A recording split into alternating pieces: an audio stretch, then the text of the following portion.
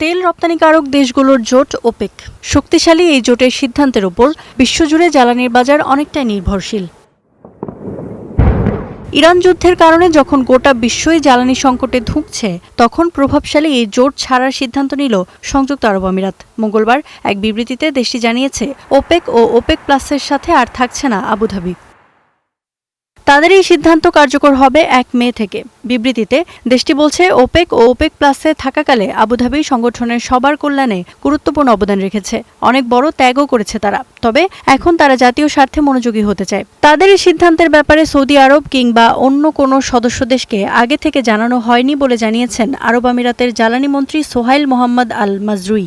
তিনি আরও জানান, আঞ্চলিক শক্তি ও জ্বালানি কৌশল গভীরভাবে পর্যালোচনার পরই এই সিদ্ধান্তে পৌঁছেছে আবুধাবি। মূলত ইরান যুদ্ধের সময় ব্যাপক হামলার শিকার হওয়া এবং জোটভুক্ত অন্য দেশগুলোর সহায়তা না পাওয়ার ক্ষোভ থেকেই সংযুক্ত আরব আমিরাতের এই সিদ্ধান্ত বলে মনে করা হচ্ছে।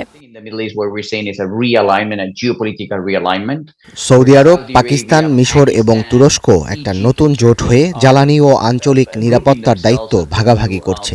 অন্যদিকে সংযুক্ত আরব আমিরাত ঘনিষ্ঠ হচ্ছে ভারত, ইসরায়েল এবং যুক্তরাষ্ট্রের সাথে। সৌদি আরবকে আগে থেকে না জানানো ইঙ্গিত দেয় যে মধ্যপ্রাচ্যে বড় শক্তিগুলোর মধ্যে দূরত্ব তৈরি হচ্ছে। এদিকে সংযুক্ত আরব আমিরাত ওপেক ও ওপেক প্লাস থেকে বেরিয়ে যাওয়ায় জোট দুটির ভেতর বিশৃঙ্খলার আশঙ্কা দেখছেন বিশ্লেষকরা। বলছেন, নানা বিষয়ে জোটভুক্ত দেশগুলোর মধ্যে মতবিরোধ থাকলেও তারা দীর্ঘদিন ঐক্যবদ্ধ ছিল। এখন আমিরাতের মতো বড় একটি দেশ বেরিয়ে যাওয়ায় জোটটি দুর্বল হয়ে পড়ার আশঙ্কা তৈরি হয়েছে। একে ট্রাম্পের জন্য বড় জয় হিসেবে দেখা হচ্ছে। তেলের নিয়ন্ত্রণ থাকায় সবসময়ই ট্রাম্পের কটাক্ষের শিকার হতো জোটগুলো।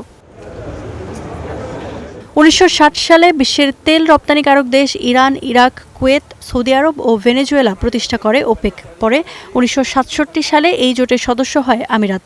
বিশ্বের মোট তেলের সরবরাহের ১/৩ বেশি উৎপাদন করে এই ওপেক ও ওপেক প্লাস। ইফফাতিরা, স্টার নিউজ।